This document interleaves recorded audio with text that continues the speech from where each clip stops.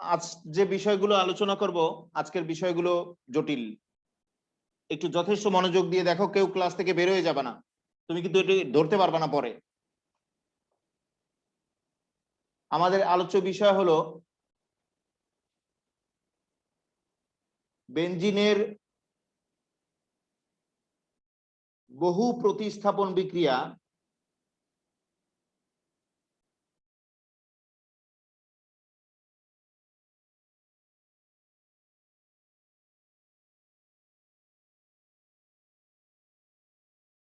ও orientation. Orientation মানে দিকবিন্যাস।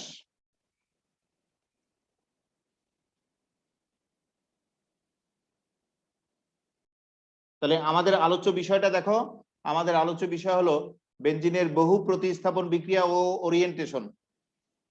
এগুলো লিখে নেওয়া যথেষ্ট টাফ হওয়ার কারণে আমি আগেই শীট দিয়েছি, এটার শীট আছে কিন্তু বেনজিনের বহু প্রতিস্থাপন বিক্রিয়া ও ওরিয়েন্টেশনের শীট দেওয়া আছে প্রত্যেকের।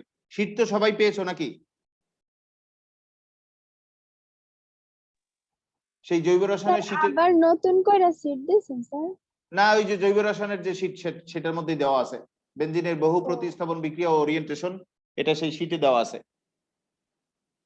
এই লিখতে পারো টাপ তো, এই জন্য আমি অ্যাডভান্স শীট দিয়ে দিয়েছি। যেগুলো পড়িয়েছি সেগুলোরও শীট দেব, কিন্তু সেগুলো একবার লেখাইছি তোমাদের। আর এটার আগেই অ্যাডভান্স শীট দিয়ে দিয়েছি, কারণ এটা লিখে রাখাই টাফ, বা দেখে লেখাও টাফ। ভালো করে সবাই যথেষ্ট মনোযোগ দিয়ে দেখো, আমাদের আলোচ্য বিষয় হলো বেনজিনের বহু প্রতিস্থাপন বিক্রিয়া ও ওরিয়েন্টেশন।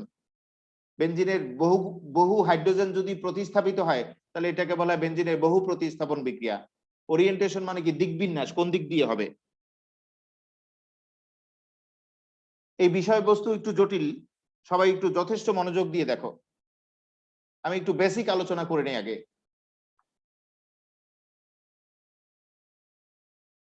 বেনজিন বলয়ে একাধিক প্রতিস্থাপন, অর্থাৎ একাধিক প্রতিস্থাপক বিভিন্ন ভাবে থাকতে পারে। এই পাশাপাশি দুইটা কার্বনে যদি প্রতিস্থাপক থাকে, তাহলে এটাকে অর্থ অবস্থান বলা হয়।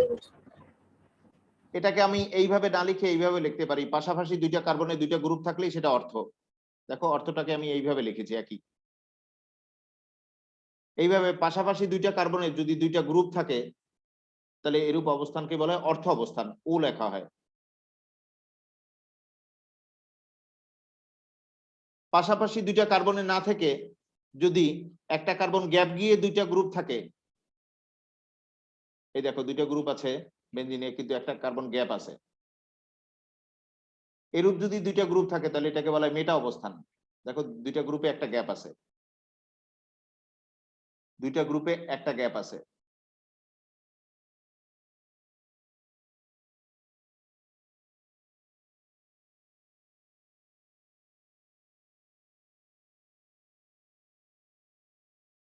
আর দুইটা গ্রুপ যদি সোজাসুজি থাকে, তাহলে সেটাকে বলা হয় প্যারা অবস্থান।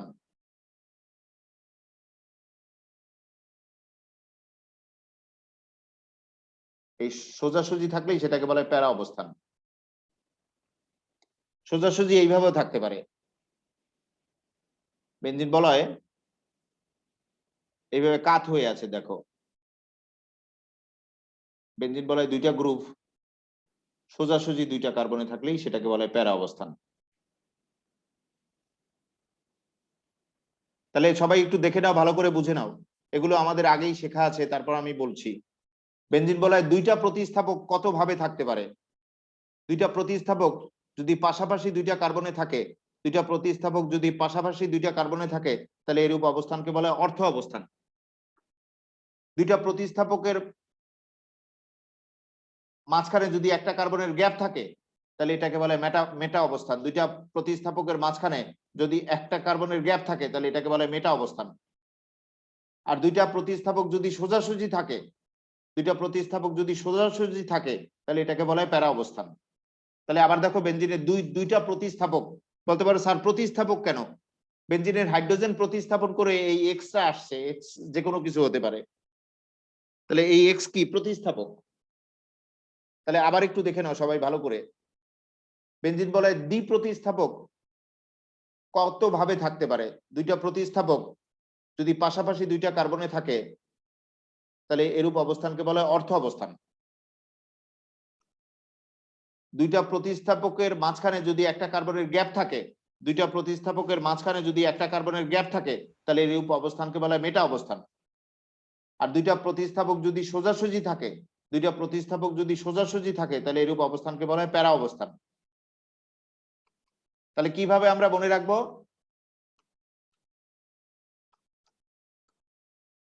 কোনো গ্যাপ নেই তাহলে অর্থ অবস্থান। দুইটা প্রতিস্থাপকের মাঝখানে একটা গ্যাপ যদি থাকে তাহলে মেটা অবস্থান, আর দুইটা প্রতিস্থাপক সোজা থাকলে প্যারা অবস্থান।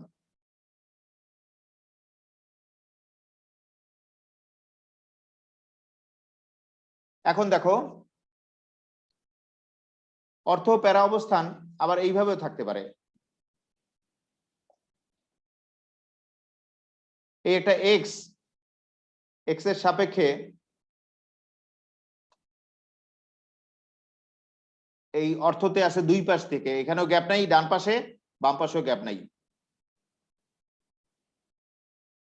আবার এইভাবে আছে, তাহলে অর্থ প্যারা অবস্থান এইভাবে দেখাতে পারো। বলতে পারো স্যার কেন? এখানে দুইটা প্রতিস্থাপকের মধ্যবর্তী গ্যাপ নাই, এই পাশেও তো গ্যাপ নাই, তাহলে এই এক্স এর সাপেক্ষে এটা কি অর্থ অবস্থান, আবার এক্স এর সাপেক্ষে এটাও কি অর্থ অবস্থান, আর এক্স এর সাপেক্ষে এই অবস্থানটা কি প্যারা অবস্থান, অর্থ প্যারা অবস্থান।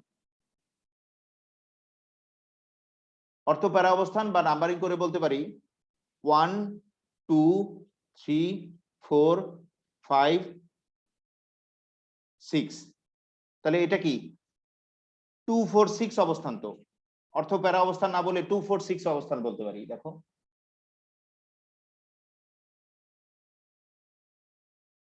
আরেকটু বেসিক শোনো, আমি এখন আলোচনা করব মেসোমারিক প্রভাব। মেসোমারিক প্রভাবটা কি শোনো। মেসোমারিক প্রভাব,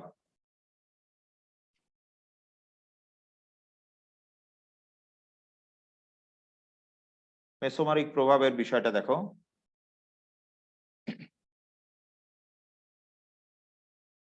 বেনজিনের বলয়ের যুক্ত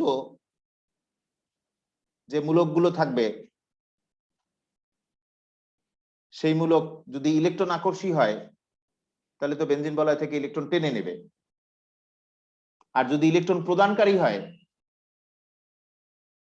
তাহলে বেনজিন বলয়ের দিকে ইলেকট্রন ঠেলে দেবে। এই ওয়াই মূলকটা সেটা ইলেকট্রন আকর্ষী হলে কি করবে? বেনজিন বলয় থেকে ইলেকট্রন টেনে নেবে। আর ইলেকট্রন প্রদানকারী হলে বেনজিন বলয়ে ইলেকট্রন ঠেলে দেবে। কোন ইলেকট্রন? এর যে নিঃসঙ্গ ইলেকট্রন যুগল আছে সেই নিঃসঙ্গ ইলেকট্রন যুগল বা পাই ইলেকট্রন। এবং এই টেনে নেওয়া বা ঠেলে দেওয়ার কারণে ইলেকট্রনের সঞ্চারণশীলতা বা চলমানশীলতা তৈরি হবে এবং এর ফলে একাধিক রেজোন্যান্স কাঠামো পাওয়া যাবে। এটা যে প্রভাবে হবে সেই প্রভাবকে বলা হয় মেসোমারিক প্রভাব। এখন বলতে পারো স্যার আবার রেজোন্যান্স কাঠামো কি? যদি এমন কোনো কাঠামো থাকে যৌগে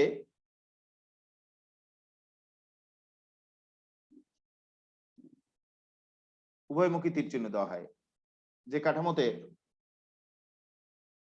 পরমাণুদের স্থান অপরিবর্তিত থাকে কিন্তু ইলেকট্রন স্থানান্তরিত হয়। দেখো এই দুইটা কাঠামো, এর মাঝখানে উভয় দিকে তীর চিহ্ন দেওয়া হয় রেজোন্যান্স কাঠামোতে, এই নাম কাঠামো 1 আর কাঠামো 2। এই দুইটা কাঠামোতে দেখো পরমাণুরা স্থান অপরিবর্তিত রেখেছে কিন্তু ইলেকট্রন স্থানান্তরিত হয়েছে। এখানে পাই বন্ধন অর্থাৎ দ্বিবন্ধন বিসি এর মধ্যে, এখানে পাই বন্ধন অর্থাৎ দ্বিবন্ধন এবি এর মধ্যে এই পাই বন্ধনে ইলেকট্রন স্থানান্তরিত হয়েছে। যদি এরকম হয় যে কোনো কাঠামো এরকম যদি হয় যাতে পরমাণুরা স্থান অপরিবর্তিত রাখে কিন্তু ইলেকট্রনরা স্থানান্তরিত হয়, এভাবে পরমাণুরা স্থান অপরিবর্তিত রেখে ইলেকট্রনরা স্থানান্তরিত হয়ে যে কাঠামোগুলো তৈরি করে সেই কাঠামোগুলোকে বলা হয় রেজোন্যান্স কাঠামো বা অনুরণন কাঠামো। আবার শোনো, পরমাণুরা স্থান অপরিবর্তিত রেখে ইলেকট্রনরা স্থানান্তরিত হয়ে যে কাঠামোগুলো গঠন করে সেই কাঠামোগুলোকে বলা হয় রেজোন্যান্স কাঠামো বা অনুরণন কাঠামো। মুখস্থ করো সবাই, পরমাণুরা স্থান অপরিবর্তিত রেখে ইলেকট্রনরা স্থানান্তরিত হয়ে যে কাঠামোগুলো গঠন করে সেই কাঠামোগুলোকে বলা হয় রেজোন্যান্স কাঠামো বা অনুরণন কাঠামো। তাহলে মেসোমারিক প্রভাবটা আবার বলছি আমি।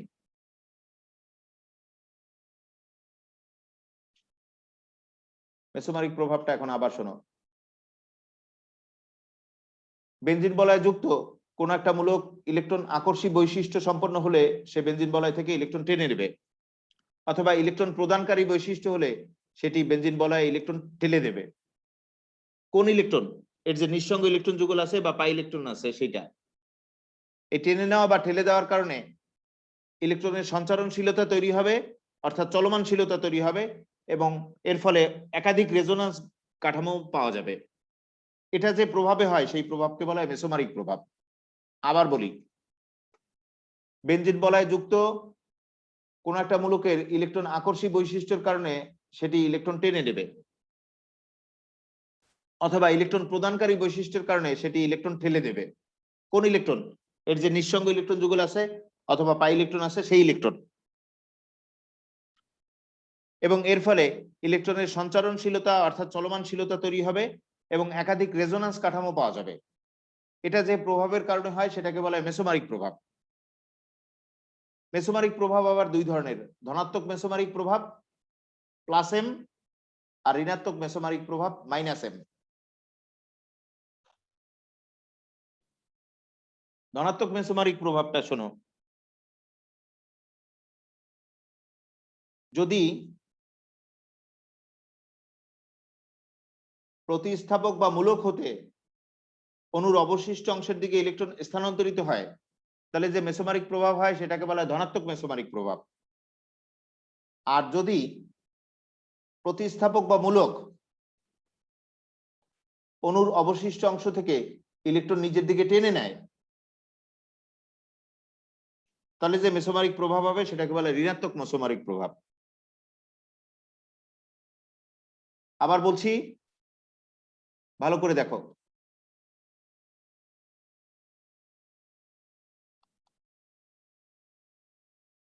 যদি প্রতিস্থাপক বা মূলক অণুর অবশিষ্ট অংশের দিকে ইলেকট্রন ঠেলে দেয় তাহলে যে মেসোমারিক প্রভাব হবে সেটাকে বলা হয় ধনাত্মক মেসোমারিক প্রভাব। আর বিপরীত ক্রমে যদি প্রতিস্থাপক বা মূলক অণুর অবশিষ্ট অংশ থেকে ইলেকট্রন নিজের দিকে টেনে নেয় তাহলে যে মেসোমারিক প্রভাব হবে তাকে বলা হয় ঋণাত্মক মেসোমারিক প্রভাব। এরপর শোনো, বেনজিন বলয় সক্রিয়কারী মূলক কারা?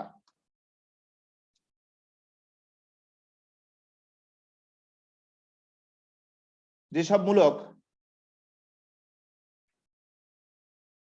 বেনজিন বলয় ইলেকট্রন প্রদান করে বেনজিন বলয় ইলেকট্রন ঘনত্ব বৃদ্ধি করে এবং পরবর্তী প্রতিস্থাপনটা বেনজিন অপেক্ষা দ্রুত ঘটে সেই মূলককে বলা হয় বেনজিন বলয় সক্রিয়কারী মূলক। আর বিপরীত ব্যাপার, যেসব মূলক বেনজিন বলয় থেকে ইলেকট্রন গ্রহণ করে বেনজিন বলয় ইলেকট্রন ঘনত্ব হ্রাস করে এবং সেই কারণে পরবর্তী প্রতিস্থাপনটা বেনজিন অপেক্ষা ধীরে ঘটে সেই মূলককে বলা হয় বেনজিন বলয় নিষ্ক্রিয়কারী মূলক। আবার বলি, দেখো সবাই, সক্রিয়কারী আর নিষ্ক্রিয়কারী মূলক কি?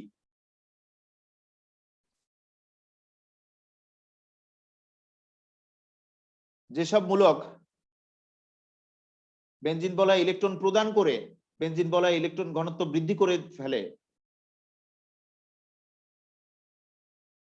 এবং সেই কারণে পরবর্তী প্রতিস্থাপনটা বেনজিন অপেক্ষা দ্রুত ঘটে সেই মূলককে বলা হয় বেনজিন বলয় সক্রিয়কারী মূলক। আর বিপরীত ব্যাপার,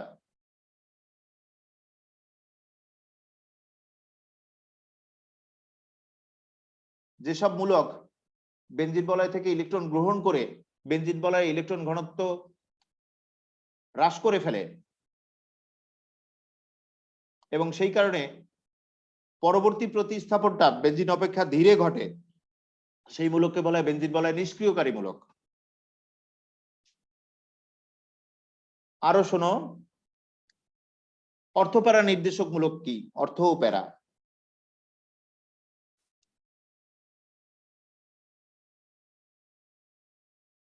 যে মূলকের প্রভাবে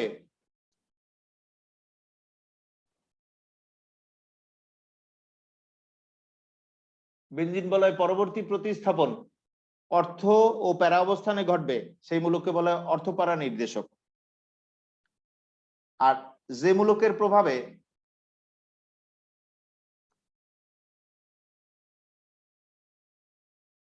বেনজিন বলয় পরবর্তী প্রতিস্থাপন মেটা অবস্থানে ঘটবে সেই মূলককে বলা হয় মেটা নির্দেশক। আবার বলছি, যে মূলকের প্রভাবে বেনজিন বলয় পরবর্তী প্রতিস্থাপন অর্থ ও প্যারা অবস্থানে ঘটবে সেই মূলককে বলা হয় অর্থপ্যারা নির্দেশক। আর যে মূলকের প্রভাবে বেনজিন বলয় পরবর্তী প্রতিস্থাপন মেটা অবস্থানে ঘটবে সেই মূলককে বলা হয় মেটা নির্দেশক। আবার শোনো, যে মূলকের প্রভাবে বেনজিন বলয় পরবর্তী প্রতিস্থাপন অর্থ ও প্যারা অবস্থানে ঘটবে সেই মূলককে বলা হয় অর্থপ্যারা নির্দেশক। আর যে মূলকের প্রভাবে বেনজিন বলয় পরবর্তী প্রতিস্থাপন মেটা স্থানে ঘটবে সেই মূলককে বলা হয় মেটা নির্দেশক।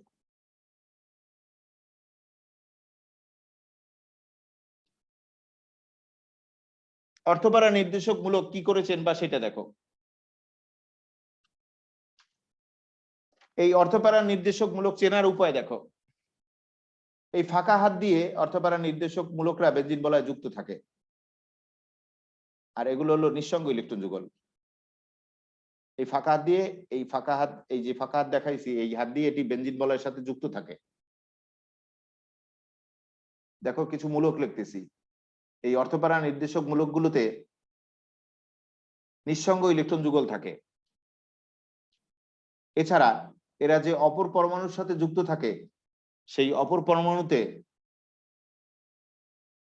একক বন্ধন থাকে। নিঃসঙ্গ ইলেকট্রন যুগল থাকে এবং অপর যে পরমাণুর সাথে যুক্ত থাকে তাদের মধ্যে একক বন্ধন থাকে।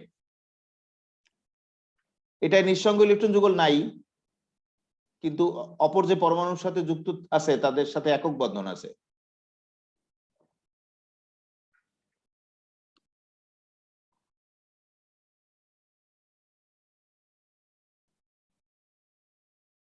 তাহলে অর্থপ্যারা নির্দেশক চেনার উপায়টা দেখো। আবার আরো একটা লিখি।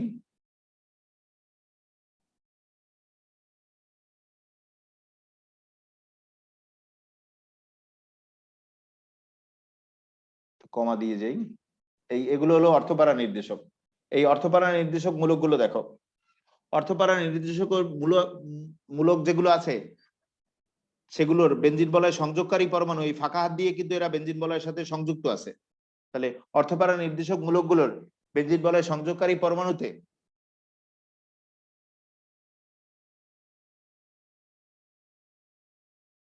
মুক্তজোড় ইলেকট্রন থাকে। এছাড়া এদের অপর যে পরমাণু আছে অপর পরমাণুর সাথে এরা একক বন্ধনে যুক্ত থাকে। এরূপ যদি থাকে তাহলে তুমি বুঝবা এরা অর্থপ্যারা নির্দেশক। আবার শোনো, উদ্দীপক কিভাবে শুনবা, মানে উদ্দীপক কিভাবে ধরবা সেই বিষয়টা শোনো। এই ফাঁকা হাত দিয়ে কিন্তু এরা বেনজিন বলয়ে সংযুক্ত থাকে। এই অর্থপ্যারা নির্দেশক মূলকদের বেনজিন বলয় সংযোগকারী পরমাণুতে মুক্তজোড় ইলেকট্রন থাকে এবং এই মূলকে অপর পরমাণুদের মধ্যে একক বন্ধন থাকে। মুখস্থ করো সবাই।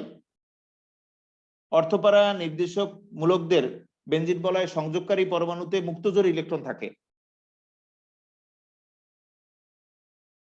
এছাড়া এই মূলকের অপর পরমাণুর সাথে একক বন্ধন থাকে।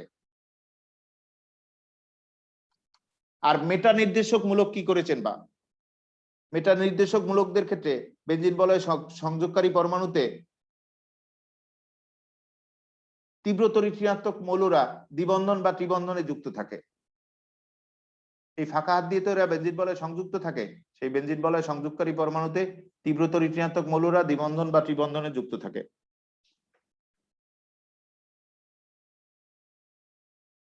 এটা কিন্তু কার্বক্সিলিক অ্যাসিড, এটা অ্যালডিহাইড।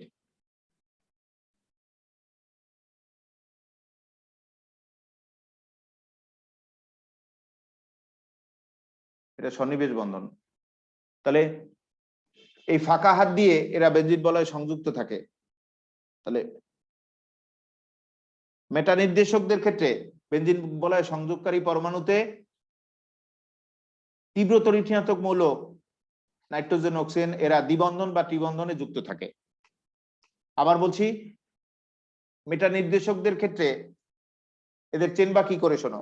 মেটা নির্দেশকদের বেঞ্জিন বলয় সংযোগকারী পরমাণুতে তীব্রতর ঋণাত্মক মৌলরা দ্বিবন্ধন বা ত্রিবন্ধনে যুক্ত থাকে। তাহলে এরপর তোমরা আমাকে বলবা, এরা হলো অর্থপারা নির্দেশক। অর্থপারা নির্দেশকদের ক্ষেত্রে বেঞ্জিন বলয় সংযোগকারী পরমাণুতে নিঃসঙ্গ ইলেকট্রন যুগল থাকে এবং অপর পরমাণুদের মধ্যে একক বন্ধন বিদ্যমান থাকে। আর মেটা নির্দেশকদের ক্ষেত্রে বেঞ্জিন বলয় সংযোগকারী পরমাণুতে তীব্রতর ঋণাত্মক মৌলরা দ্বিবন্ধন বা ত্রিবন্ধনে যুক্ত থাকে। বলো তোমরা আমাকে বলো, অর্থপারা নির্দেশকদের কি হবে বলো।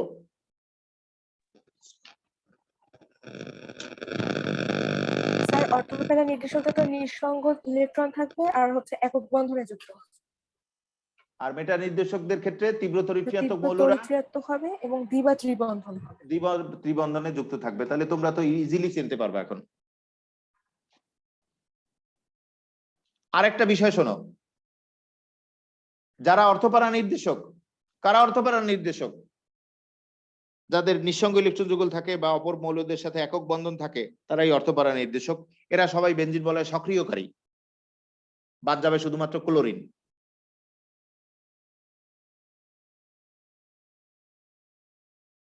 আর যারা মেটা নির্দেশক এরা বেঞ্জিন বলয় নিষ্ক্রিয়কারী।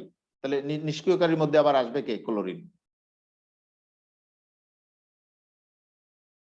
তাহলে ক্লোরিন বাদে সকল অর্থপারা নির্দেশক বেঞ্জিন বলয় সক্রিয়কারী।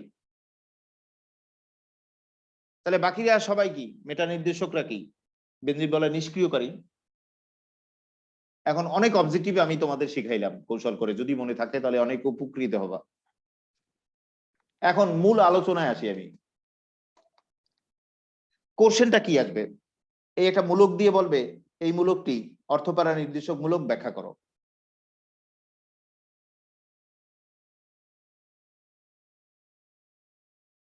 এই মূলকটি অর্থপারা নির্দেশক ব্যাখ্যা করো, বা এই মূলকটি কোন নির্দেশক ব্যাখ্যা করো। এটা তো দেখেই বোঝা যাচ্ছে বেঞ্জিন বলয় সংযোগকারী পরমাণুতে নিঃসঙ্গ ইলেকট্রন যুগল আছে এবং হাইড্রোজেনের সাথে তো একক বন্ধন, সেটা আমি দিয়ে প্রয়োজনে আলাদা করে দেখাই। তাহলে বেঞ্জিন বলয় সংযোগকারী পরমাণুতে নিঃসঙ্গ ইলেকট্রন যুগল আছে তো আছেই।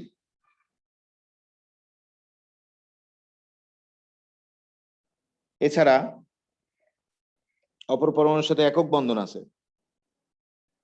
তাহলে এটা তো অবশ্যই অর্থপারা নির্দেশক। তাহলে বলতে পারে এই মূলকটি কোন নির্দেশক ব্যাখ্যা করো।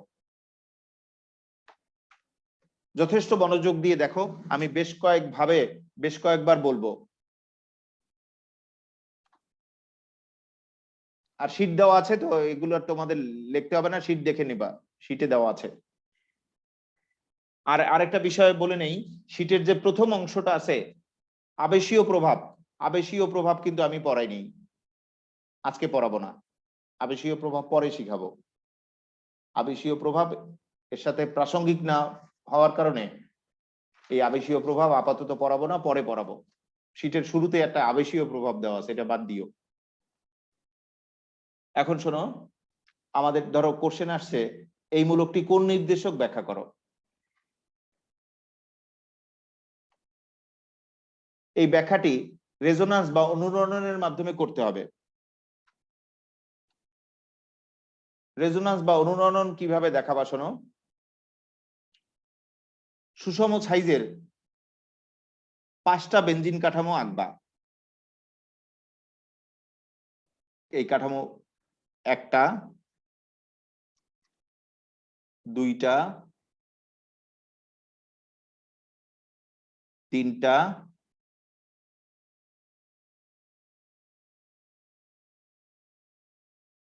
4টা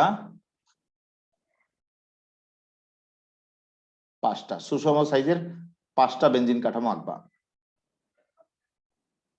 এক্ষেত্রে শীটে দেখবা 6টা দেওয়া আছে, 6ষ্ঠটা আঁকার দরকার নেই, এই 5টা আঁকলেই হবে, কারণ 6ষ্ঠটা হলো এই 5টার মিশ্রণ। এই 5টাই আঁকা খুব টাফ, তুমি 6ষ্ঠটা আঁকতে যে সব এলোমেলো করে ফেলতে পারো, তাই 6ষ্ঠটা বাদ দেবা। 6ষ্ঠটা ম্যাক্সিমাম বইতে নাই। তারপর আমি শীটে দিয়ে দিয়েছি, শীটের যে 6ষ্ঠটা আছে সেটা আঁকার দরকার নাই। সুষম সাইজের 5টা বেঞ্জিন কাঠামো আঁকবা। এরপর এই বেঞ্জিন কাঠামোদের নাম্বারিং করবা। কাঠামো 1 2 3 4 5 কাঠামো 1 তোমার মনে রাখতে হবে আমাদের প্রশ্নে আসছে কি ওইস মূলক বেনজিন বলয় যুক্ত ওইস মূলক তাই এখানে ওইস মূলক দেব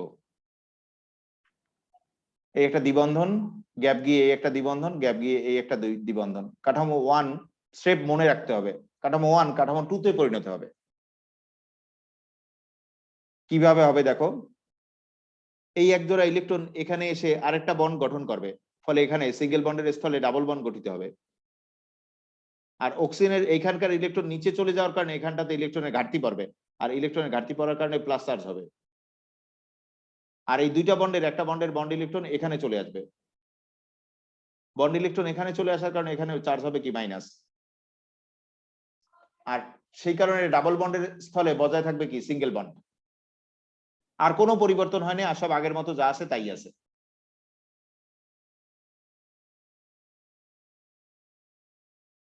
এরপর কাঠামো 2 কাঠামো 3 তে পরিণত হবে সেক্ষেত্রে এই মাইনাস চার্জের ইলেকট্রন এখানে গিয়ে আরেকটা বন্ড গঠন করবে ফলে এখানে সিঙ্গেল বন্ডের স্থলে ডাবল বন্ড গঠিত হবে আর এই দুইটা বন্ডের একটা বন্ডের বন্ড ইলেকট্রন এখানে চলে আসবে বন্ড ইলেকট্রন এখানে চলে আসার কারণে চার্জ হবে কি মাইনাস আর কোনো পরিবর্তন হয়নি আর সব আগের মতো যা আছে তাই আছে as it is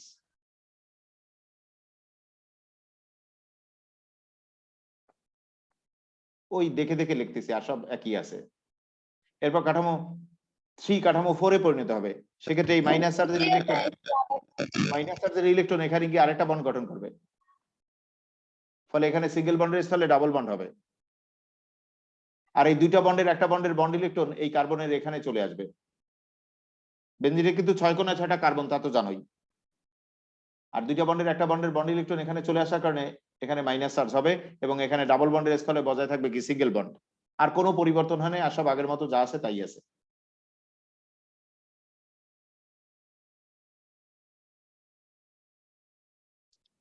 এরপর কাঠামো 4 কাঠামো 5 এ পরিণত হবে সেক্ষেত্রে এই মাইনাস চার্জের ইলেকট্রন এখানে গিয়ে আরেকটা বন্ড গঠন করবে ফলে এখানে সিঙ্গেল বন্ডের স্থলে ডাবল বন্ড হবে আর এই দুইটা বন্ডের একটা বন্ডের বন্ড ইলেকট্রন ওই যেখান থেকে আসছিল সেখানে আবার ফেরত যাবে ফলে এখানে ডাবল বন্ডের স্থলে বজায় থাকবে সিঙ্গেল বন্ড আর এখানে বন্ড ইলেকট্রন যুগল একটা বন্ড মানে তো এক যুগল ইলেকট্রন বন্ড ইলেকট্রন যুগল আসার কারণে প্লাস চার্জ প্রশমিত হয়ে যাবে কারণ আগত ইলেকট্রনের মাইনাস চার্জ এই প্লাস চার্জকে প্রশমিত করে ফেলবে আর কোনো পরিবর্তন হয়নি আর সব আগের মতো যা আছে তাই আছে as it is এই কাঠামোগুলো খেয়াল করো এই কাঠামোতে পরমাণুর স্থান অপরিবর্তিত রেখে ইলেকট্রনরা স্থানান্তরিত হয়েছে তাই এই কাঠামোগুলোর নাম কি রেজোন্যান্স বা অনুরণন কাঠামো এই রেজোন্যান্স বা অনুরণন কাঠামোগুলো পর্যালোচনা করে দেখা যাচ্ছে কাঠামো নম্বর 2 তে আর 4 এ বেনজিন বলয় অর্থ স্থানে ইলেকট্রন ঘনত্ব বৃদ্ধি পায় এবং 3 এ বেনজিন বলয় প্যারা স্থানে ইলেকট্রন ঘনত্ব বৃদ্ধি পায় এবং সেই কারণে সেই স্থানে ঋণাত্মক চার্জের সৃষ্টি হয় তাই নতুন ইলেকট্রোফাইল গ্রুপ এই অর্থ প্যারা স্থানে এসে যুক্ত হয় সেটা আবার উদাহরণের সাহায্যে দেখাবা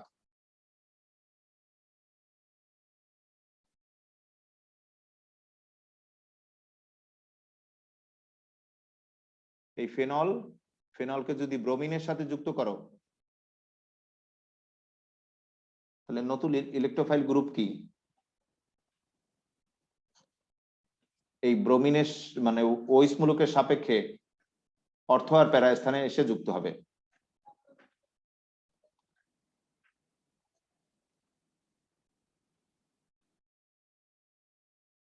আর বাই প্রোডাক্ট উৎপন্ন হবে হাইড্রোব্রোমিক অ্যাসিড একে নাম্বারিং করে বলা হয় 1 নম্বর কার্বন 2 নম্বর 3 নম্বর 4 নম্বর 5 নম্বর 6 নম্বর এই যৌগটার নাম দেখো এটা হলো 246 ট্রাইব্রোমো আর বাকি এটুকুর নাম কি ফেনল বেনজিনে ওইস থাকলে তো ফেনল বলা হয় এটি 246 ট্রাইব্রোমো ফেনল উৎপন্ন হয়েছে আর এই ওইস মূলক অর্থপ্যারা নির্দেশক তাই ওইস মূলকের সাপেক্ষে পরবর্তী মূলকরা কোথায় আসছে অর্থ আর প্যারা স্থানে আসছে দেখো সেটাই উদাহরণের সাহায্যে দেখাবা তাহলে প্রথমে রেজোন্যান্স আঁকবা একে তারপর বলবা কাঠামো 2 আর 4-এ দেখা যাচ্ছে বেনজিন বলয় অর্থ স্থানে ইলেকট্রন ঘনত্ব বৃদ্ধি পায়, আর 3-এ দেখা যাচ্ছে বেনজিন বলয় প্যারা স্থানে ইলেকট্রন ঘনত্ব বৃদ্ধি পায়, এবং সেই কারণে সেই স্থানে ঋণাত্মক চার্জের সৃষ্টি হয়। ফলে নতুন ইলেকট্রন আকর্ষী গ্রুপ এই অর্থ প্যারা স্থানে এসে যুক্ত হয়, যা নিচের উদাহরণে দেখানো হলো। তারপরে এই উদাহরণ দিয়ে এটা দেখাবা। আমি আরো কয়েকটা সেম টাইপের দেখাচ্ছি, ভালো করে মনোযোগ দিয়ে দেখো।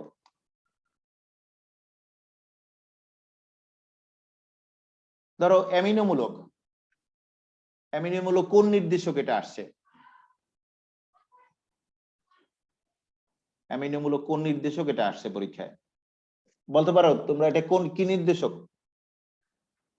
স্যার মেটা নির্দেশক। কি বললা খালি বলোই কথা, এটা কি নির্দেশক বলো তো? অর্থপ্যারা নির্দেশক। অর্থপ্যারা নির্দেশক, অ্যামিনোমূলক অর্থপ্যারা নির্দেশক।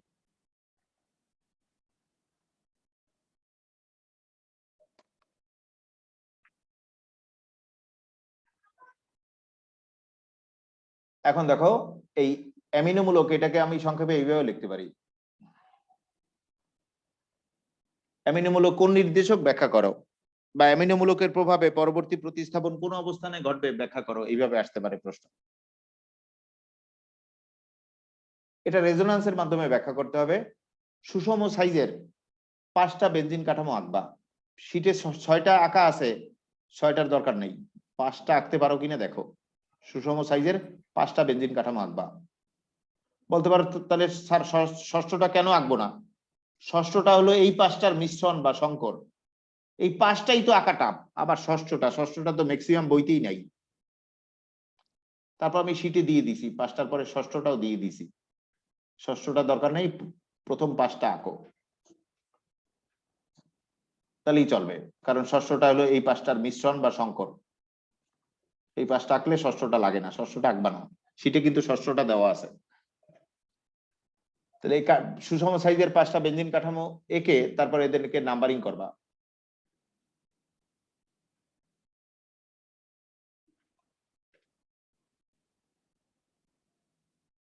কাঠামো 1 স্টেপ মনে রাখতে হবে,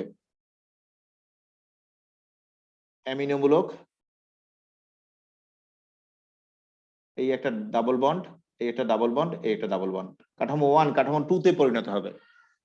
সেক্ষেত্রে এই এক জোড়া ইলেকট্রন এখানে গিয়ে আরেকটা বন্ড গঠন করবে, ফলে এখানে সিঙ্গেল বন্ডের স্থলে ডাবল বন্ড গঠিত হবে। আর তাহলে নাইট্রোজেনের এখানটাতে ইলেকট্রনের ঘাটতি পড়বে, ঘাটতি পড়ার কারণে প্লাস চার্জ হবে।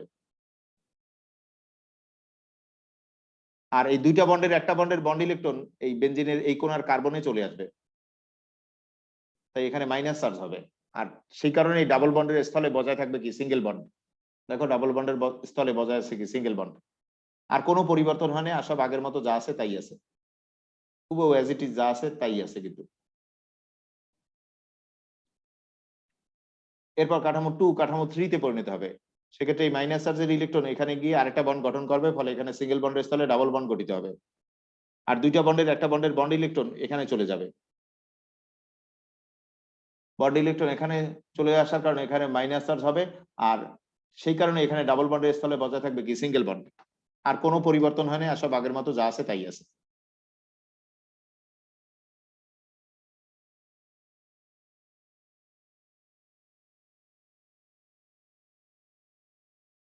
এরপর কাঠামো 3 কাঠামো 4 এ পরিণত হবে।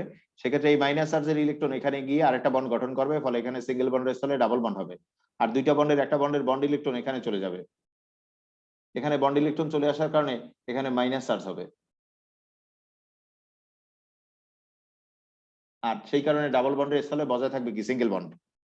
আর কোনো পরিবর্তন হয়নি, আর সব যা আছে তাই আছে।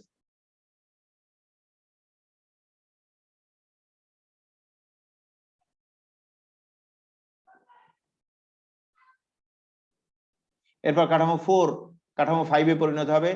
সেক্ষেত্রে এই মাইনাস চার্জের ইলেকট্রন এখানে গিয়ে আরেকটা বন্ড গঠন করবে, ফলে এখানে সিঙ্গেল বন্ডের স্থলে ডাবল বন্ড হবে। আর এই দুইটা বন্ডের একটা বন্ডের বন্ড ইলেকট্রন ওই যেখান থেকে আসছিল সেখানে আবার ফেরত যাবে, ফলে ডাবল বন্ডের স্থলে সিঙ্গেল বন্ড থাকবে। আর এখানে বন্ড ইলেকট্রন আসার কারণে এই প্লাস চার্জটি প্রশমিত হবে, কারণ আগত ইলেকট্রনের বন্ড ইলেকট্রন এই প্লাস চার্জকে প্রশমিত করে ফেলবে। আর কোনো পরিবর্তন হয়নি, আর সব আগের মতো যা আছে তাই আছে।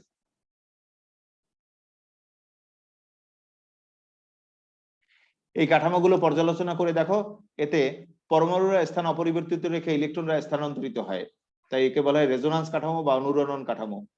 উভয়মুখী তীর চিহ্ন দেওয়া মানেই রেজোন্যান্স কাঠামো বা অনুরণন কাঠামো, অর্থাৎ এই কাঠামোগুলোতে পরমাণুর স্থান অপরিবর্তিত রেখে ইলেকট্রনরা স্থানান্তরিত হয়।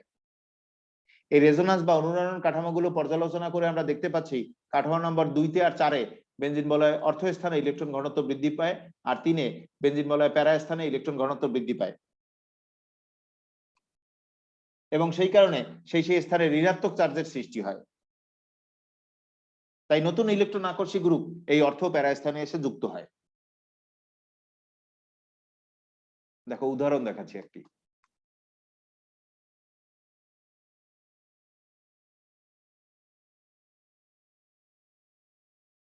এই অ্যামিনোমূলক অর্থপ্যারা নির্দেশক, তাই এটিও যদি ওই ব্রোমিনের সাথে যুক্ত হয়, তাহলে অ্যামিনোমূলকের সাপেক্ষে পরবর্তী ব্রোমিনরা কোথায় এসে যুক্ত হবে?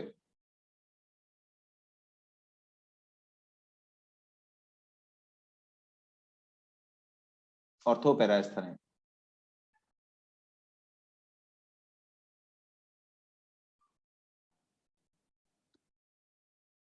বা নাম্বারিং করে বলতে পারি 1 2 3 4 5 6, 246 অবস্থানে আসছে।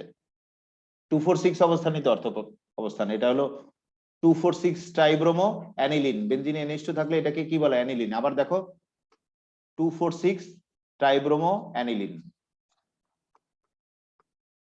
আর বাই প্রোডাক্ট উৎপন্ন হবে কি? Hydrobromic acid. তাহলে অ্যামিনোমূলক অর্থপ্যারা নির্দেশক, তাই এই মূলকের সাপেক্ষে পরবর্তী মূলকরা আসলো কোথায়? অর্থপ্যারা অবস্থানে। এখন দেখো অনুরূপ আরেকটা দেখাই তোমাদের।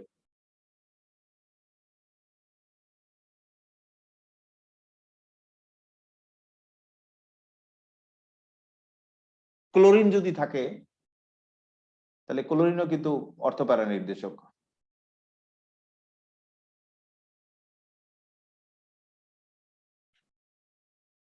এটি অর্থপ্যারা নির্দেশক, কারণ একক বন্ধন আছে বেনজিন বলয় সংযোগকারী পরমাণুতে এবং মুক্ত জোড় ইলেকট্রন আছে। তো এই বেনজিন বলয় ক্লোরিন থাকলে এটাকে ক্লোরোবেনজিন বলা হয়। এটি অর্থপ্যারা নির্দেশক দেখানোর জন্য আমরা সুষম সাইজের 6টা না কিন্তু 5টা বেনজিন কাঠামো আঁকবো।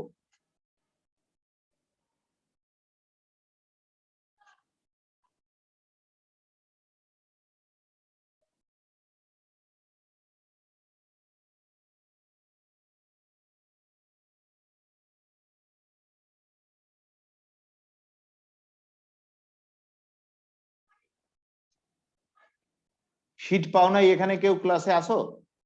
আজকের ক্লাসে আসো কেউ? শীট পাও নাই এখনো? তুমি কি ঘুমিয়ে আছো? তোমার আর দরকার নাই মনে হয়। আমার বাসায় কাউকে পাঠিয়ে দিলে সবার জন্য শীট ফটোস্ট্যাট করা হয়েছে, পাঠিয়ে দিলে পেয়ে যাবা। এখন দেখো কাঠামো 1 তো মনে রাখতে হবে। ক্লোরিনের 3 জোড়া নিঃসঙ্গ ইলেকট্রন যুগল, এটা ডাবল বন্ড, এটা ডাবল বন্ড, এটা ডাবল বন্ড। কাঠামো 1 কাঠামো 2 তে পরিণত হবে।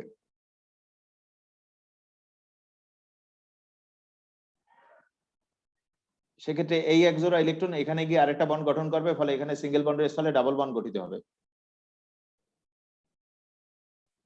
এবং এই ক্লোরিন ইলেকট্রন এদিকে চলে যাওয়ার কারণে এখানটাতে ইলেকট্রনের ঘাটতি পাবে, ইলেকট্রনের ঘাটতি পাওয়ার কারণে চার্জ হবে কি? প্লাস। আর এই দুইটা বন্ডের একটা বন্ডের বন্ড ইলেকট্রন এখানে চলে আসবে, সে কারণে মাইনাস চার্জ, এবং সেই কারণে ডাবল বন্ডের স্থলে বজায় থাকবে কি? Single bond. আর কোনো পরিবর্তন হয়নি, আর সব আগের মতো যা আছে তাই, ওই দেখে দেখে লিখছি অ্যাজ ইট ইজ।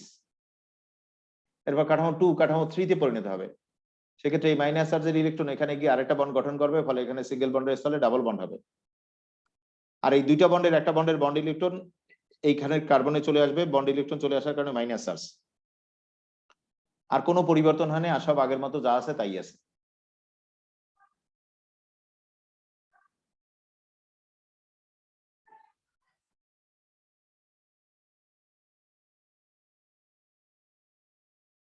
এরপর কাঠামো 3 কাঠামো 4 এ পরিণত হবে, সেক্ষেত্রে এই মাইনাস চার্জের ইলেকট্রন এখানে গিয়ে আরেকটা বন্ড গঠন করবে, ফলে এখানে সিঙ্গেল বন্ডের স্থলে ডাবল বন্ড হবে।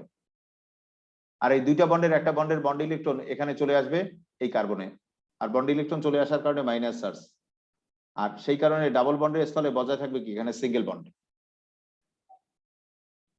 আর কোনো পরিবর্তন হয়নি, আর সব যা আছে তাই আছে, অ্যাজ ইট ইজ, অপরিবর্তিত আছে।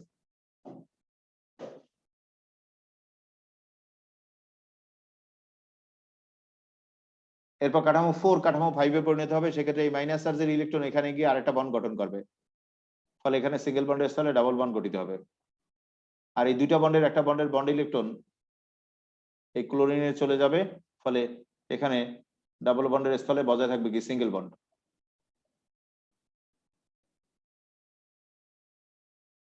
আর একটা বন্ডের বন্ড ইলেকট্রন যুগল এখানে চলে আসছে, ফলে প্লাস চার্জটি কি ইলেকট্রনের মাইনাস চার্জ দ্বারা প্রশমিত হবে। আর কোনো পরিবর্তন হয়নি, আর সব আগের মতো যা আছে তাই আছে।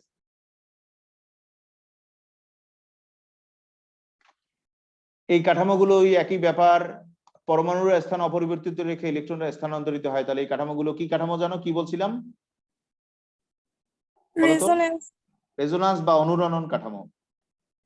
যে কাঠামোগুলোতে পরমাণুর স্থান অপরিবর্তিত রেখে ইলেকট্রনরা স্থানান্তরিত হয়, সেই কাঠামোগুলোকে বলে রেজোনান্স বা অনুরণন কাঠামো।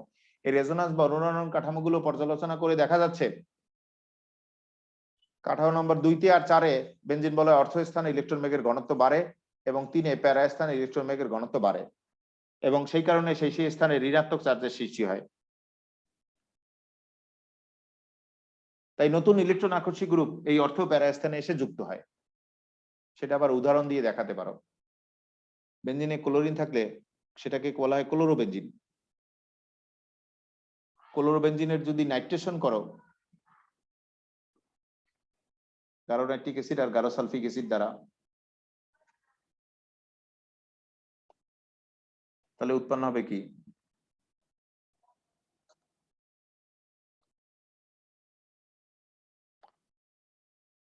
অর্থনাইট্রো ক্লোরোবেনজিন। আলাদা আলাদাও যুক্ত হতে পারে, অর্থ প্যারা একত্রে না আসে, আলাদা আলাদা আসছে। দেখো একটা অর্থতে আসছে আর এটা প্যারাতে আসছে, প্যারা নাইট্রো ক্লোরোবেনজিন।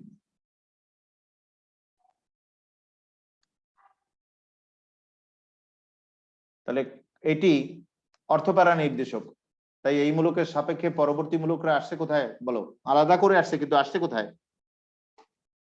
অর্থপ্যারা। এবার বড় গ্রুপ হলে আলাদা করে আসতে পারে, কিন্তু অর্থপ্যারা নির্দেশকদের অর্থ আর প্যারাতেই আসবে, অন্য কোথাও না। এখন শোনো, যদি মিথাইল থাকে তাহলে একটু আলাদা রেজোনান্স, তাও আমি একটু সংক্ষেপে বলে যাচ্ছি। মিথাইলের ক্ষেত্রে মিথাইল বেনজিনের নাম হলো টলোইন।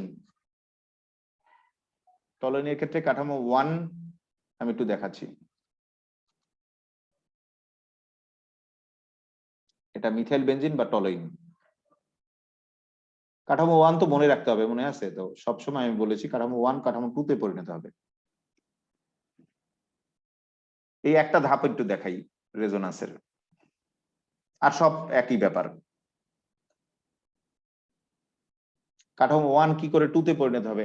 আগের গুলোয় তো বন্ধন ইলেকট্রন এসেছিল, ভুল বললাম, আগের গুলোয় মুক্ত জোড়ে ইলেকট্রন এসেছিল, তাই না? আগের গুলোতে একজোড়া মুক্ত জোড়ে ইলেকট্রন এসেছিল না উপর থেকে, মনে আছে? জি স্যার। এখানে তো আর মুক্ত জোড়ে ইলেকট্রন নাই, এখানে আসবে বন্ধন জোড়ে ইলেকট্রন। এই পাশ থেকে আসুক অথবা এই পাশ থেকে আসুক, এক্ষেত্রে বন্ধন জোড়ে ইলেকট্রন এসে রেজোনান্সে অংশগ্রহণ করবে।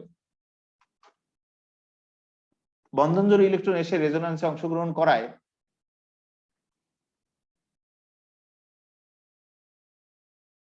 এই বিষয়টাকে বলা হয় হাইপার কনজুগেশন।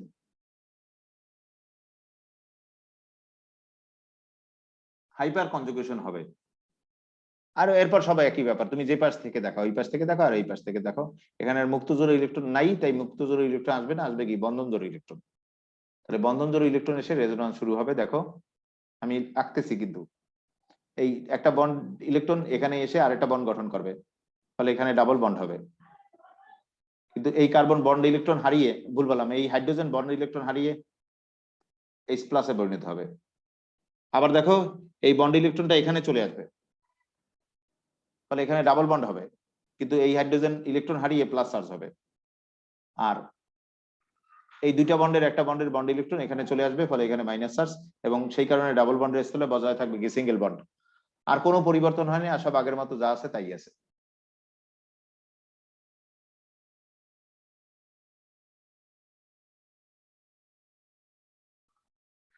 এইভাবে এখন আর নতুন কিছু না, এইভাবে 2 3 তে পরিণত হবে, 3 4 এ, 4 5 এ পরিণত হবে, ওই একই ব্যাপার আর সব।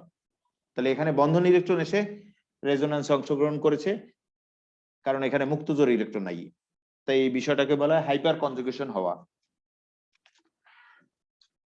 এটাও একই ব্যাপার। এখন আরেকটা বাকি আছে, তাহলে আমাদের পড়া শেষ। সবাই একটু মনোযোগ দিয়ে দেখে যাও, অবশ্যই প্র্যাকটিস করবা, যথেষ্ট প্র্যাকটিস করবা, তাতে পারো কিনা লিখতে। দেখো কোথায় ভুল হবে তুমি নিজেই টের পাবা না। এই যে মূলক, এই মূলকটি কি অর্থপারা নির্দেশক না মেটা নির্দেশক, একটু বলো তো। এটি মেটা নির্দেশক। মেটা নির্দেশক। তীব্র তড়িৎ-ঋণাত্মক অক্সিজেন দ্বিবন্ধনে আছে, এই উপরে অক্সিজেনটা দ্বিবন্ধনে যুক্ত আছে, তাই এটি মেটা নির্দেশক। এটাই তো নাট্যমূলক, এটাকে সংক্ষেপে আমরা এইভাবে লিখি তো, নাট্য। এই নাট্যমূলক মেটা নির্দেশক, এটা ব্যাখ্যা করতে হবে আমাদের। এই নাট্যমূলক মেটা নির্দেশক ব্যাখ্যা করার জন্য ওই রেজোন্যান্স দেখাতে হবে।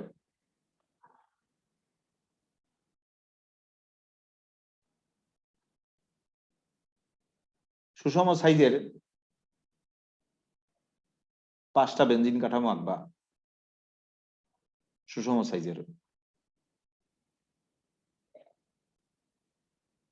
ভালো করে দেখো, সুষম সাইজের 5টা বেনজিন কাঠামো আঁকবা।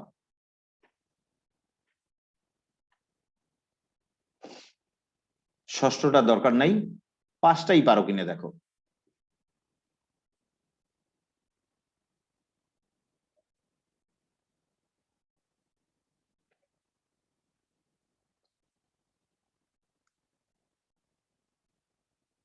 নাট্যমূলক যুক্ত আছে না, ও নাম্বারিং করি আগে, 1 2 3 4 5।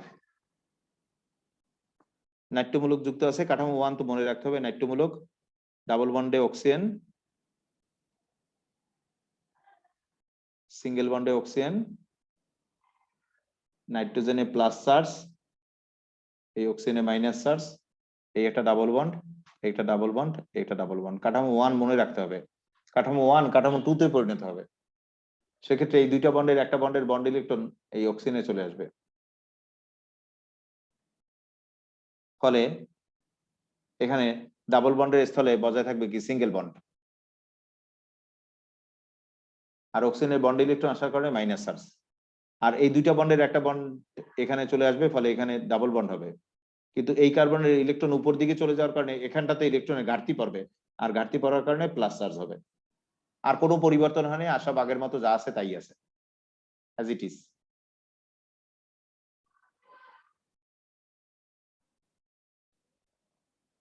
এরপর কাঠামো 2 কাঠামো 3 তে পরিণত হবে। সেক্ষেত্রে এই দুইটা বন্ডের একটা বন্ড এখানে চলে যাবে, ফলে এখানে সিঙ্গেল বন্ডের স্থলে ডাবল বন্ড হবে। আর বন্ড আসা মানে ইলেকট্রন আসা, তাহলে প্লাস চার্জ প্রশমিত হবে।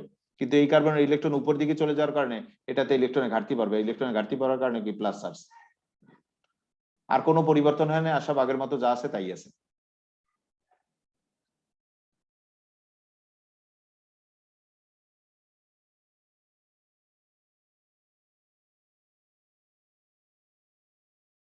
আর সব অ্যাজ ইট ইজ, যা ছিল তাই আছে। এরপর কাঠামো 3 কাঠামো 4 এ পরিণত হবে। সেক্ষেত্রে এই দুইটা বন্ডের একটা বন্ডের বন্ড ইলেকট্রন এখানে চলে আসবে,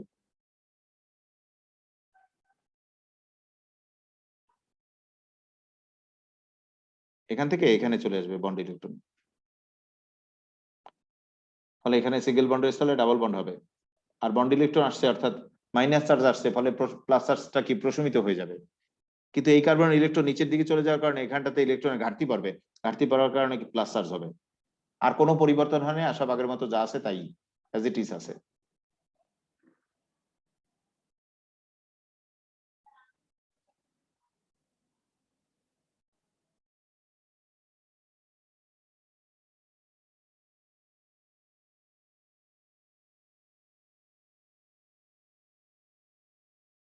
এরপর কাঠামো 4 কাঠামো 5 এ পরিণত হবে। সেক্ষেত্রে এই দুইটা বন্ডের একটা বন্ডের বন্ড ইলেকট্রন এখানে চলে আসবে, ফলে এখানে সিঙ্গেল বন্ডের স্থলে কি ডাবল বন্ড, আর বন্ড ইলেকট্রন আসার কারণে মাইনাস চার্জ আসার কারণে প্লাস চার্জটা প্রশমিত হয়ে যাবে। আর এই মাইনাস চার্জের ইলেকট্রন, এই যে অক্সিজেনের এই মাইনাস চার্জের ইলেকট্রন এখানে এসে আরেকটা বন্ড গঠন করবে।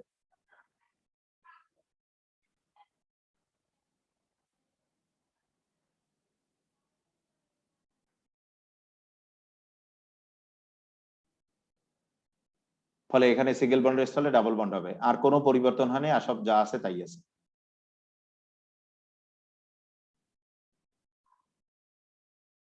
as it is.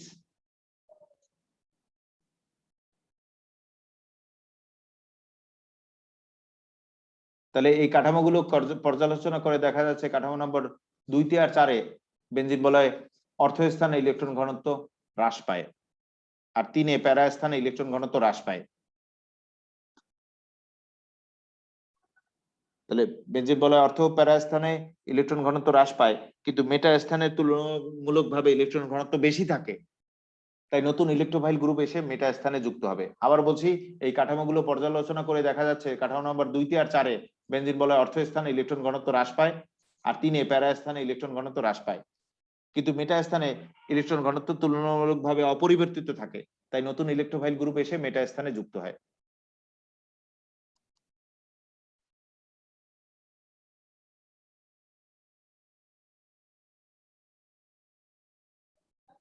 এটা এই উদাহরণের সাহায্যে দেখাবা। নাইট্রোবেনজিন থাকলে এটাকে নাইট্রেশন করো,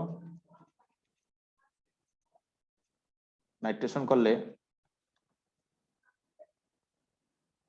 এই নাইট্রোমূলক এই নতুন করে নাইট্রোমূলক এই নাইট্রোমূলকের সাপেক্ষে মেটা স্থানে এসে যুক্ত হবে।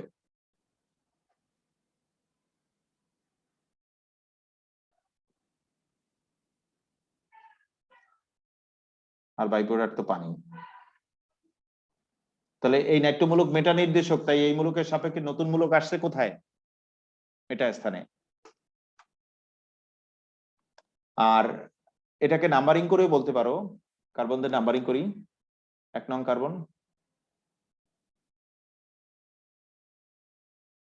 এটা 1,3 ডাইনাইট্রোবেনজিন। দেখো 1 আর 3 এর দুইটা নাইট্রো, 1,3 ডাইনাইট্রোবেনজিন। আর একটা বিষয় শোনো, অর্থপারা নির্দেশক যেগুলো দেখেছি, সেই অর্থপারা নির্দেশকরা রেজোন্যান্সের সময় বেনজিন বলয় অর্থ স্থানে আর প্যারা স্থানে ইলেকট্রন ঘনত্ব বৃদ্ধি করে, আর মেটারা রেজোন্যান্সের সময় বেনজিন বলয়ে ইলেকট্রন ঘনত্ব অর্থ স্থানে আর প্যারা স্থানে হ্রাস করে। তাহলে অর্থপারা নির্দেশকরা বেনজিন বলয় ইলেকট্রন ঘনত্ব বৃদ্ধি করে, তাই এরা বেনজিন বলয় সক্রিয়কারী, আর মেটা নির্দেশকরা বেনজিন বলয় ইলেকট্রন ঘনত্ব হ্রাস করে, তাই এরা বেনজিন বলয় নিষ্ক্রিয়কারী। এটা ঠিকঠাক মতো পড়ে শীটের প্রথম অংশটা পড়বা না, প্রথমটা আবেশীয় প্রভাবটা পড়েনি, এটা ঠিকঠাক মতো পড়ে আগামী ক্লাসে জিজ্ঞেস করবা। যদি যথেষ্ট না পড়ো তাহলে কয়দিন পরে বলবা স্যার আবার পড়ান। কেউ কিছু বলবা, ক্লাস শেষ করবো। স্যার হ্যাঁ, স্যার আমার নেম রিঅ্যাকশনে 2টা শীট আসছে, কিন্তু স্যার এই শীটটা আসে নাই। এটা আমার বাসায় কাউকে পাঠিয়ে দাও। স্যার কালকে গেলে পাবো? সবসময় পাবা, তোমারটা তো করা হয়েছে, হয়তো উল্টা পাল্টা গেছে, সবারটাই করা আছে শীট। এ তুমি লিখতে পারবে না, বুঝছো, কেউ লেখার চেষ্টা করো না, এগুলো লিখতে পারবে না, এই জন্য আমি অ্যাডভান্স শীট দিয়ে দিছি। স্যার বলো।